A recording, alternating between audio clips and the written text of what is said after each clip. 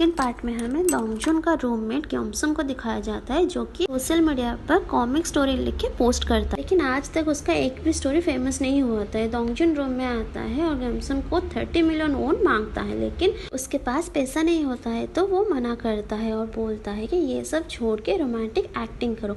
फिर scene shift होता है और हमें दिखाया जाता है योंगजू छुपके से रात को बुद्ध भगवान के पास आकर रिचुअल्स करती है, किसी को वो लड़का मिल जाए। दूसरी तरफ दोंगजुन का नींद टूट जाता है और वो हान रिवर के पास आता है।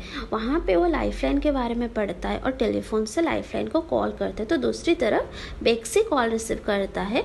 फिर दोंगजुन बोलता है कि वो अपने फेस से खुश नहीं है, तो बेक्सी बोलती है कोई भी अपने फेस से पूरी तरह से सेटिस्फाई नहीं होता है, जिससे कि सोल की तरह दिखने वाला भी नहीं है। तो दोंगजुन गुस्सा हो जाता है और बोलता है कि तुम्हारे पास से भी मुझे जिसोल के बारे में सुनना है, उसी के वजह से मैं अपने फेस से नफरत करता हूँ, मैं उसी की तरह ही दिखता हूँ, और भी बहुत कुछ बोलता है और कॉल काट देता है। ये सब सुन के बेक्सी बहुत खुश हो जाता है और सरप्राइज भी हो जाती है। तो फिर कॉल कट होने के बाद वो हान रिवर के पास दौड़ के जाता है और वहाँ पे जब वो दोंगजुन को देखता है तो वो एकदम खुश हो जाती है कि वो पूरा जिसोल की तरह ही दिखता है, लेकिन उसके आईज के नीचे मोल नहीं होता है। फिर बेक्सी उसे कॉन्ट्रैक्ट के पेपर दिखाती है, लेकिन दोंगजुन मना कर देता है और बोलता है कि उससे जिसोल की तरह दिख के फेमस नहीं बनना है। तो बेक्सी बोलती है ये कॉन्ट्रैक्ट प्राइवेट रहेगा, सिर्फ तुम्हारे और मेरे बीच। तो दोंगजुन बोलता है तुम्हारे पेरेंट्स को पता है तुम ये सब कर रहे हो?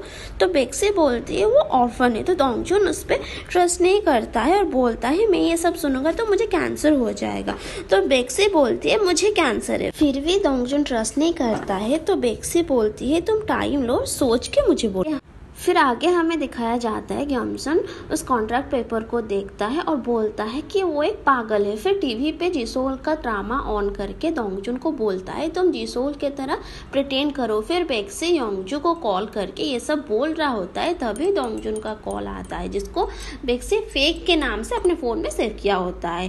बेक्सी कॉल रिसीव करती है तो दोंगजुन कॉन्ट्रैक्ट के लिए मान जाता है। फिर बेक्सी बोलती है तुम अपना हेयर ठीक करना और नए क्लोथ खरीद, मुझे अगर उसका बिल दोगे तो मैं तुम्हें पैसा रीइंबर्स कर दूंगी। फिर हम देखते हैं कि दोंगजुन ग्योमसन के साथ मिलके जिसोल का सारा ड्रामा देखता है, एक्टिंग सीखता है, क्लोथ खरीदता है, एक्सरसाइज करता है। फिर वो बेक्सी को मैसेज करती है कि कल 2 बजे मिलते हैं, जबकि वो ऑफिस में काम कर रही होती है।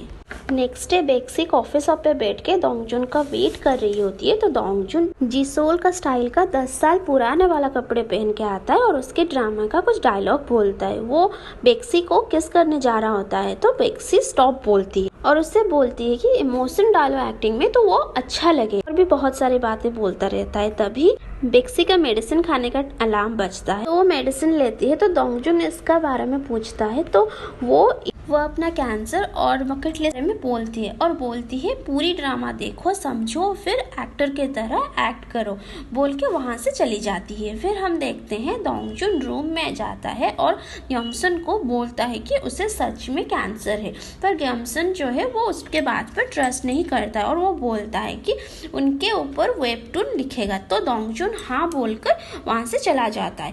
रात को दोंगजुन जिसोल का पूरा ड्रामा देखता है, बहुत रोता रहता है और सुबह मिरर के सामने वो एक्ट करता है। दूसरी तरफ बेक्सी लाइफलाइन से रिजाइन करके जा रही होती है, तो वहाँ पे वो दोंगजुन को देखता है। फिर दोंगजुन उसे अपना जैकेट देता है और दोनों थोड़ा फ्लर्ट करते हैं और फिर एक बार में जाते हैं। वहाँ पे बेक्सी ड्रिंक करने के लिए मना करता है क्योंकि उसे कैंसर हुआ होता है। अब भी दोंगजुन जो है वो उसके बात पर ट्रस्ट नहीं कर रहा होता है।